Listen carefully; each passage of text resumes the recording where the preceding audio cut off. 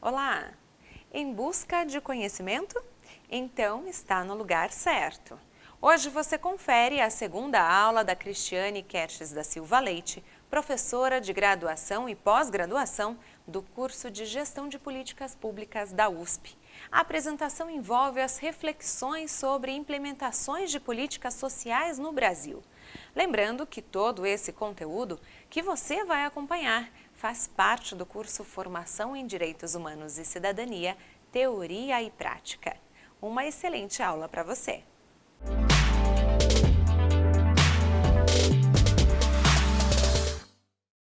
Olá! Nessa aula nós vamos discutir os dilemas da implementação de políticas públicas no contexto contemporâneo, no contexto brasileiro, trazendo alguns elementos que a gente já discutiu na aula anterior, mas agora historicizando mais, pensando um pouquinho mais nas políticas sociais no contexto brasileiro.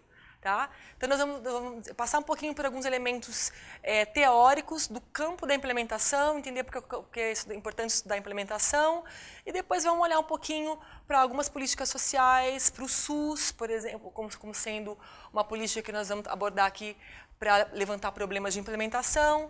E discutiremos também um pouquinho alguns dilemas dos burocratas de nível de rua, ou seja, aqueles funcionários da administração pública que têm contato direto com o cidadão, a epiderme do Estado, né, frente aos beneficiários. Então, a gente vai olhar um pouquinho para esses processos. Né? Por que é relevante estudar a implementação, né, gente? Como a gente discutiu na aula passada, a implementação foi um campo que só a partir dos anos 1970 que começaram a ganhar importância enquanto objeto de estudo. Né? Começou a se perceber que a política pública ela não se esgota no que é planejado e desenhado pelos formuladores. Então, esse aqui é um ponto importante. A implementação, ela modifica as políticas públicas. Né? Existe uma cadeia de implementadores em contextos específicos, em contextos idiosincráticos, que interpretam metas e desenhos formulados pelos planejadores. Então, esse elemento é fundamental para a gente entender as metamorfoses das políticas públicas e como isso, na realidade, é uma contingência. A professora Marta Rett chama de contingência da ação pública. Essas mudanças que a implementação causa nas políticas públicas. As leis definem o processo de implementação. As leis não definem, elas dão recortes normativos, mas esses atores estão o tempo inteiro interferindo no processo e ressignificando a política pública. Então, só para reiterar um pouquinho, a política pública é feita, então, de fato, pela combinação de decisões de uma série de agentes implementadores. A formulação ela é importante, mas há limites informacionais. Os formuladores não têm condições cognitivas com relação a tempo, com relação a recursos e uma série de fatores de dar conta de toda a complexidade do mundo.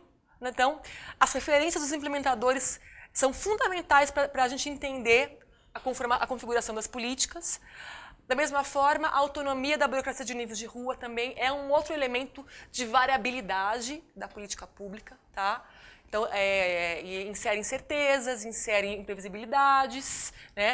Tem alguns autores que falam que existe uma tendência à não convergência, mas o fato é que as políticas públicas ocorrem de fato. Então, assim, é interessante a gente entender essa complexidade do que permanece e do que varia nesse processo. Então, alguns autores dizem que a implementação pode ser concebida como um jogo de adesão dos agentes implementadores. Há estratégias de incentivo e cooperação para se fazer com que essa imensa variabilidade consiga seguir algumas diretrizes. Então, por exemplo, dentro de uma organização, o papel político do administrador, o que o Túlio Júnior, um autor, vai chamar de diplomacia administrativa, é uma chave teórica muito interessante para a gente pensar. É preciso que haja uma construção política para que haja um afinamento da orquestra para que todos os atores que implementem acompanhem a mesma partitura. Isso é uma coisa interessante. Do ponto de vista de problemas de políticas públicas, um que eu queria destacar aqui para a gente discutir, que depois nós vamos aplicar no Brasil, é a ideia da implementação interorganizacional. Então, a gente tem o quê? O que a gente tem na prática? Programas públicos que são executados por meio de várias ações em cenários sociais diversos, sociais e organizacionais, e que isso leva a quê? leva a rotinas diferenciadas, linguagens especializadas, visões de mundos distintas. Então você tem o quê? Pessoas dentro de etos organizacionais que têm que dialogar, né, para produzir uma política pública numa diretriz afinada, né? Então, assim, a gente entender essa complexidade da formação da política pública contemporânea é interessante. Então, olhar para os departamentos governamentais, como que eles se relacionam, no caso dos direitos humanos, né?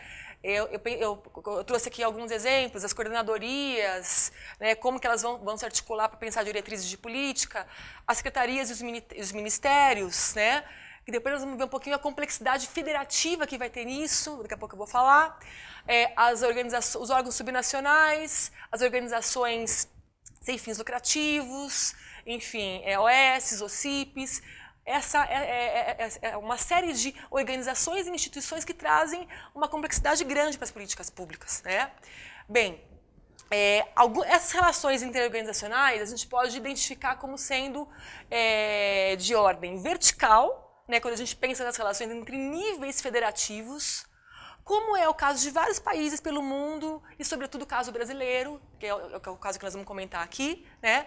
Ou seja, a ideia de que a gente tem que estudar a relação entre o que é decidido em políticas públicas no plano federal, no plano estadual e no plano municipal, e como que isso se articula, né?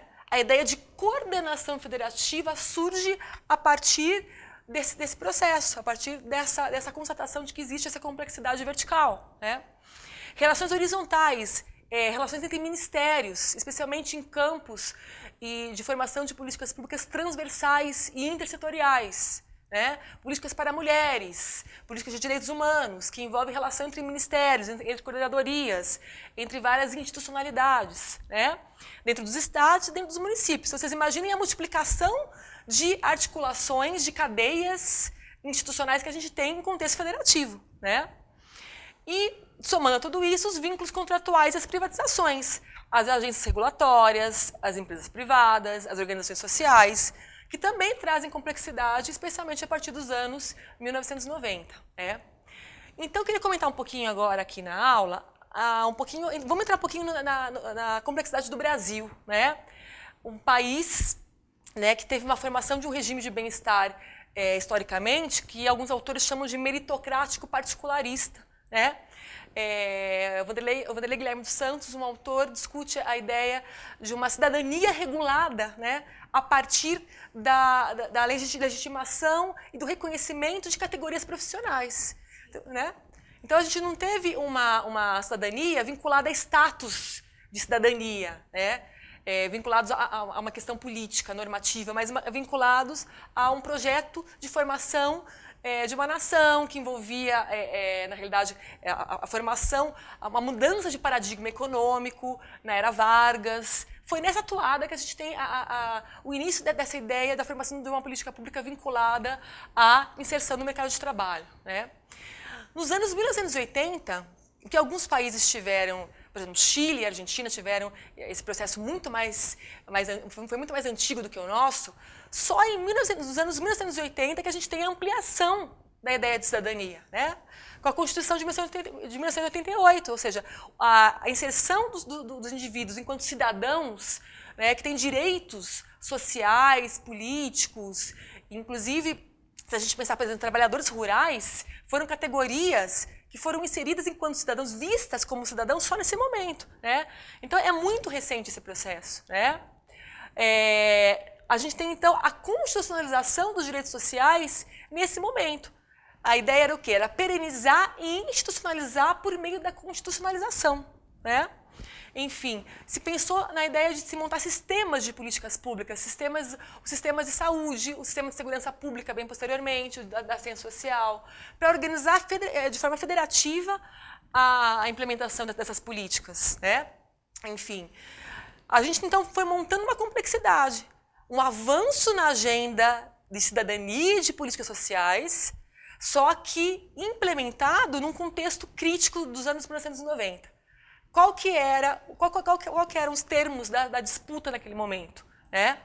A agenda principal, do ponto de vista do governo federal, e também afetou estados e municípios, era a agenda do ajuste macroeconômico, da reforma monetária com um plano real e depois a ascensão da ideia da reforma gerencialista no bojo desse processo.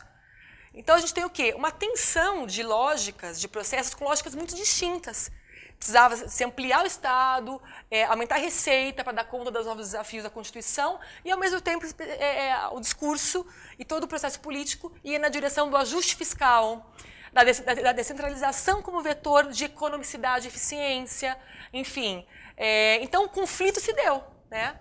Mesmo assim, o SUS caminhou, vejam só, mas dentro de um contexto conflituoso muito, muito grande, né? Podemos pensar assim. Além da ideia do contexto gerando conflito, a própria contingência da política pública, ela tem um conflito intrínseco. Como a gente já comentou na aula passada, os formuladores, o que eles formulam não dá conta de tudo o que acontece em termos de política pública.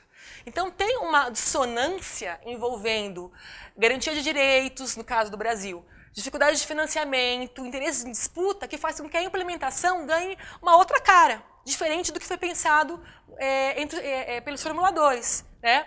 Então, se a gente tem o espírito constituinte lá da saúde pública, universal, gratuita, o que o Sistema Único de Saúde, como é que ele foi implementado a partir dos anos 90? A professora Thelma Menekuchi, ela tem um trabalho muito importante nessa área em que ela analisa a ideia de um sistema híbrido, público-privado. Então, a gente tem o quê? Um espírito de universalidade, de ampliação da cidadania e, ao mesmo tempo, uma condição real de implementação mista, híbrida, de disputa entre interesses públicos e interesses privados. Só para pontuar um pouquinho, além desse caráter híbrido que eu já falei, dos arranjos, um problema de coordenação federativa que se colocou também na configuração do SUS. Quem que daria conta da oferta dos serviços de saúde no Brasil? Foi definido que seriam os municípios, mas como? Eles teriam que ser induzidos a assumir essa carga, essa responsabilidade. E o processo aconteceu exatamente assim, com uma indução, com municipalização, via normas operacionais básicas, transferências fundo a fundo de recursos, e os municípios aderindo ao SUS cada vez mais durante os anos 1990, chegamos aos anos 2000 com outras questões a partir da municipalização, que a gente pode depois conversar. Então, essa questão da perenidade histórica do financiamento, a falta da perenidade, ela se junta a essa aqui, um sistema que tem que ser oferecido pelos municípios com condições políticas muito diferentes, e não só condições políticas, mas administrativas e econômicas, condições financeiras, tributárias muito distintas, e que tem que dar conta da complexidade desse processo. Como que vão se dar as relações federativas nesse ambiente tão heterogêneo? Então, o problema de implementação interorganizacional no Brasil que se colocou foi esse, uma relação que vincula de forma muito central. Os estados têm um papel, mas os municípios têm um papel fundamental, muito importante, só que muitos deles são dependentes de recursos oriundos do governo federal. Então, a gente gera questões políticas, administrativas que devem ser pensadas. Do ponto de vista da variabilidade de política pública, que é um tema que a gente já falou aqui na outra aula, a gente então tem um resultado, que são várias políticas públicas sendo implementadas nos vários contextos municipais. Se cada município tem uma condição distinta de capacidade estatal, administrativa, para tomar decisões, então a gente tem uma variabilidade grande, apesar de diretrizes comuns dadas pelo governo federal. E se a gente coloca ainda a burocracia de nível de rua nesse caldeirão de fenômenos, a gente tem uma outra questão que se coloca aí, como que esses atores entendem as políticas públicas, como eles interagem com as normas. Então, eu queria trazer rapidamente aqui 3 dilemas que a literatura propõe que a gente discuta para a gente entender essa variabilidade que a burocracia traz à implementação e que vai impactar muito na vida dos municípios. Então, por exemplo, assim, se a gente pensar dilemas de controle político via governança democrática, a burocracia de nível de rua pode ser um problema democrático, né? Eles podem minar os objetivos dos políticos eleitos que formulam as políticas. Né? A gente tem um processo de como eles entendem as políticas de forma específica e idiosincrática, pode acontecer entre aspas, sabotagem das diretrizes gerais. Por outro lado, eles podem agir de forma discricionária como elementos que promovam a democracia representativa. Eles podem ser líderes locais que viabilizem de forma mais eficaz, mais eficiente a implementação da política. Então, você tem várias situações que podem acontecer, tanto como problema como solução. Né? Outra ordem de dilema, a questão do trato com o cidadão. A burocracia de nível de rua, ela pode realizar uma discriminação positiva. O formulador não dá conta de entender toda a complexidade da implementação. Né? Então, a ideia de uma cumplicidade entre reguladores e público-alvo pode melhorar a eficácia da política. Olha que interessante. Por um lado. Por outro lado, né, esses burocratas podem agir de forma preconceituosa. Por exemplo, impostos de saúde, com atendimento do público LGBT, ou em situações em que há grandes tabus sociais em alguns temas, se não houver uma aderência do ponto de vista de crenças, de valores, à ideia da intervenção que está sendo implementada, esses preconceitos podem ser salientes e podem atrapalhar a implementação da política. Né? Enfim, um último dilema que eu queria destacar aqui é o dilema do êxito da política. Como é que a gente avalia o êxito da política com essa grande discricionariedade? Né? Então, assim, o burocrata de nível de rua, ele, na medida em que ele interfere na política, ele não é um elemento a prioristicamente ruim, mas ele pode adaptar, experimentar e aprender com a política. Então, isso aqui é uma questão muito interessante. Né? A interação que existe do burocrata com as comunidades locais, com os cidadãos, ou seja, a sensibilidade que vai se criando, a memória que vai se criando com as ações, pode gerar um processo de aprendizagem política e que pode aprimorar a política no tempo, num plano epidérmico, que a gente chama, né? Do contato do Estado com o cidadão. Né? Por outro lado, o êxito da política também vai depender da cooperação entre formuladores, burocracia de nível de rua e cidadãos. Né? Então, assim, um jogo em que cada um satisfaz os seus interesses de forma egoísta não funciona. Esse jogo aqui tem que ser um jogo que haja cooperação. Né? Se o jogo for individualista, ele vai gerar um resultado incoerente, incompleto, sem organização nenhuma. Então, esse aqui é um ponto importante a gente pensar como que a gente induz cooperação nessas relações, inclusive envolvendo os cidadãos. Tá? Isso é uma coisa importante para a gente pensar. Bem, para a gente fechar, eu só queria pontuar uma discussão bem contemporânea que está acontecendo nesse momento no país, que é a questão da quebra da ordem constitucional das políticas sociais a partir da promulgação da Emenda Constitucional 95 pelo governo Temer. Né? Isso está acarretando, na realidade, um processo de ruptura no sentido do que a gente estava discutindo antes, ou seja, a Constituição, o espírito da Constituição demanda expansão de gasto, demanda mais Estado. E o que a gente vê aqui é uma redução, uma previsão de redução no tempo, nas próximas 2 décadas, independente dos fenômenos sociais que ocorrerem, né? Independente se houver calamidade pública, independente de uma série de coisas. Então, tem vários autores discutindo de forma bastante crítica esses instrumentos de política fiscal e financeira que o governo Temer optou em implementar, né? Porque não há experiência internacional nenhuma, historicamente, não há respaldo teórico que sustente a ideia de que gastos sociais transversais gerem ajuste fiscal nos países. Muito pelo contrário, os países, historicamente, se recuperaram de crises por meio da política social sendo vista como investimento, não como gasto. Né? Dentro de uma lógica de aquecimento da economia a partir da política social. Então, aqui tem um debate, uma controvérsia que é importante que a gente fique atento. Tá?